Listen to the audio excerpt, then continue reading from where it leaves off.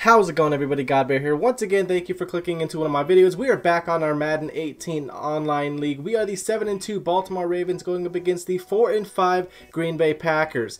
We did have a Week 10 bye week, and that is why you guys are about to see 2 weeks of schedule and then a second week of Players of the Week, and no Ravens in this one just because it was that bye week. And we need to come out here and get back to our winning ways. We won last week after rebounding, getting back-to-back losses against the Vikings and the Dolphins. So let's go ahead and chain together some wins, as these Green Bay Packers are going to hit us with a ton of out routes in this game. And you guys are seeing he's opening up the game with 3 straight out routes, and then finally running the ball with a halfback draw. 3rd and 5, not getting it, so he's going to get the first points of the game with a field goal. And I'm okay with that because we got Tevin Coleman. We're somehow going to break that man's tackle, get some great blocks, and then nothing but green in front of us. So that's just a home run hit and rushing touchdown. And he's going to come out here. Running back doesn't get out there for the screen, so 3rd and 15, he is going to hit us with a very deep playmaking out route. 3rd and 6, a lot of third downs for this man, and he continues to get them with these out routes. Back to a draw play. Ty Montgomery hitting the outside, miss with the user hit, get him with that one. Chuck Clark getting him down. 3rd and 1.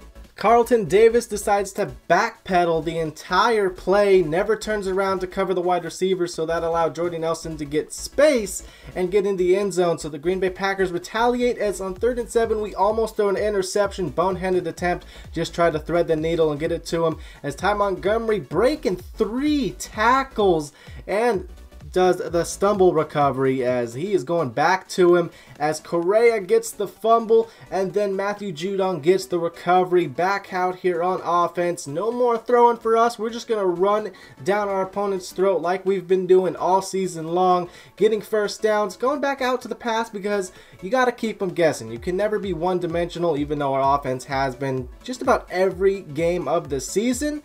But we caught him blitzing, we hit the flat route, and now trying to get in this end zone, 3rd and goal, getting stuff, so we are going to retake the lead, 10-9. Just need to come out here back on defense, lock up, and get another turnover. We are, I believe, top 3 in turnover difference, if not number 1 at the moment, as nice.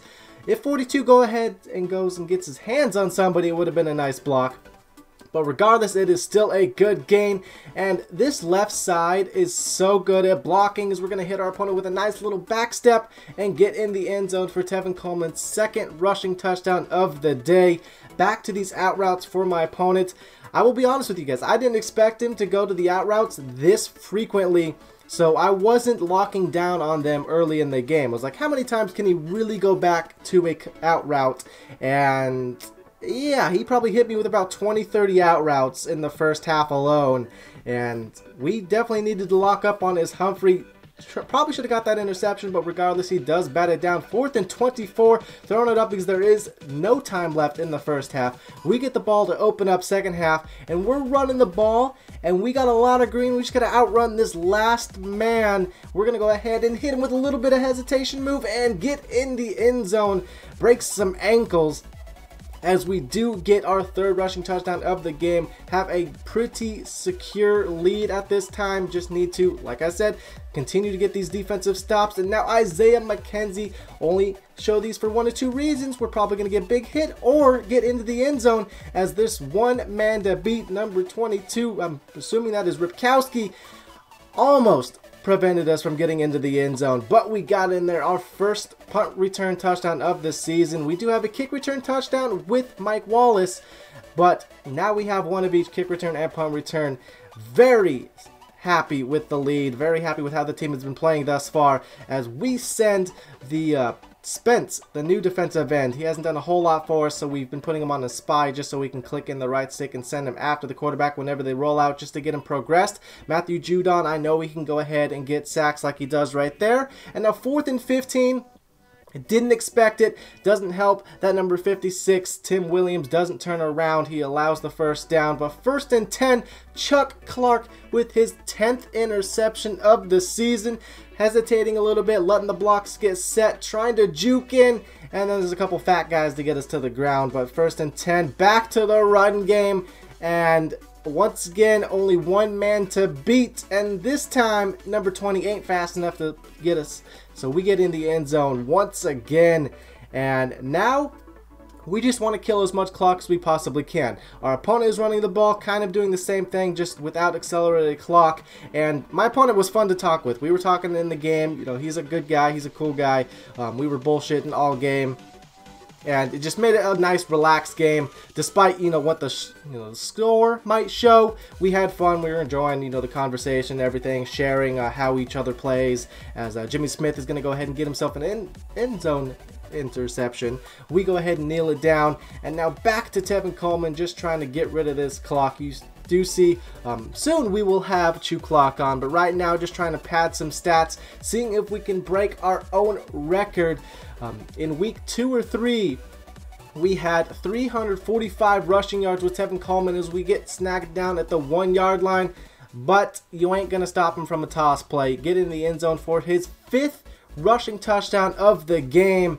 And now my opponent, because I was sharing with what kind of run plays I like to do, he starts hitting me with the same concept and starts getting some nice gains. As 3rd and 1, we are going to bat that one down with Tavon Young. 4th and 1, he is trying to roll out, looking for somebody. Chuck Clark, there's a flag. Jordy Nelson catches the touchdown, and it's also going to be defensive pass interference somehow. Tried to turn into Chuck Clark, get in front of the wide receiver, but apparently we ran into him.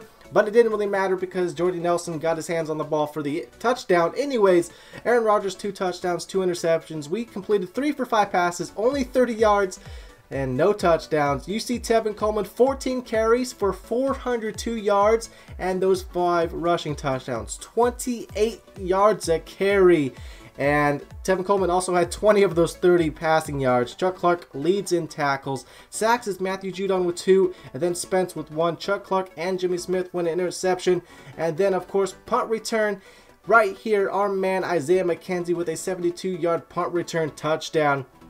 And when I was saying I am happy to have back-to-back wins, especially after back-to-back losses. That was very heartbreaking to me. I don't think I've ever lost back-to-back Madden games. Have it be ranked, unranked, against friends, mutt, it doesn't even matter. I don't think I've ever lost back-to-back games of Madden before, and it happened in this league, so we desperately wanted to get back to our winning ways. But hopefully you guys enjoyed the video. Be sure to let me know down in the comment section and by that thumbs up. And until next time, everybody, GodBaer out.